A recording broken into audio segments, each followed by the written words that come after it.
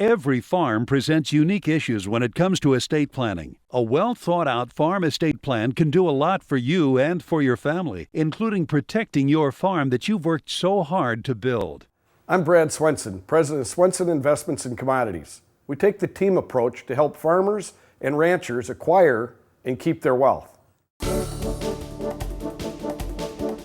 Every harvest brings some different challenges for farmers. Today we're going to talk about what to do with grain bin management after harvest when the bins are full. Yep, and we've talked about grain bin management a lot in the past, and here's the reason why. If you're a non-farmer, you need to understand how important this is to the farmer. On average now, where we farm, we can get approximately 50 cents a bushel more for corn if we just put it in the bin in the fall at harvest time and wait about 6 to 8 months. 50 cents a bushel. So if you were raising, let's say 200 bushel an acre corn, that's $100 an acre. That's almost as much as the cash rent. It's a huge amount of money, tremendous amount of money. If you had 1,000 acres, that's $100,000 just to have the grain in the grain bins. The other thing is grain is pretty expensive right now. I mean, corn is worth around $4 a bushel, soybeans close to $10 a bushel. So you want to make sure that whatever you put into that bin for grain, you're able to pull that much grain out of it and it's still in good condition. Well, for farmers, it seems like they never have enough grain bins to store all the crop. It doesn't matter how many acres they farm or how big the yields are. They just kind of plan that, well, I need so many bins and some of it I'm going to have to haul to town. But the bins that farmers do have, they like to fill them full. I don't know why that is, Brian. Man, we could fit another few more bushels in there. Well, I'll tell you why. Because on our farm,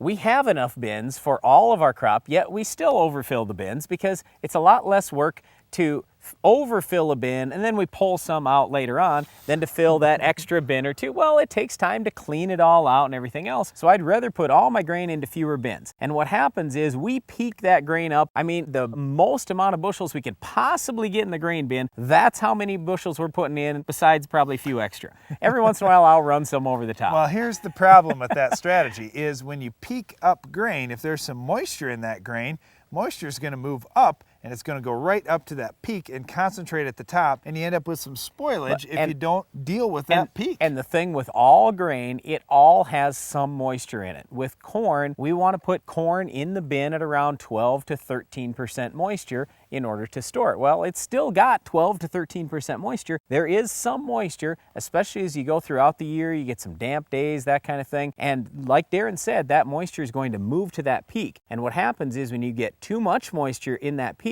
you end up with spoilage, and that grain doesn't come out good, it comes out lousy. So the strategy that many farmers take, and if you aren't taking this strategy, you may write this down and do this, is leveling off the top of the bin. Now, if you filled up the bin all the way to the peak, the first thing you need to do is take a load or two out of that bin. That way it brings that top down, and that makes it fairly easy to level. One of the reasons why I love to do that on our farm is just like this fall, we had tremendously dry grain. The last 2 years we've been dealing with the exact opposite. It's been wet, it's been horrible, but this fall it's been dry, really nice to get out and combine it. It's been a lot of fun. The problem is when you have very dry grain, it also can crack more easily. So we have a lot of cracks, and a lot of those fines, the cracks, that stuff ends up right in the middle of the bin. I like to overfill the bins, so then we have to pull a load or two out. Then we can take a lot of those fines, a lot of those cracks out of that bin right away, and we're left with mostly good grain in the bin. Well, that gets rid of some of the worst quality grain, leaving the best stuff for later on. But when you're dealing with a bin that's going to have some moisture issues, you've got to make sure you're checking on things like the vents at the top of the bin. Most bins are set up to have some sort of ventilation system where they can allow the temperature to fluctuate with the season, so the temperature inside the bin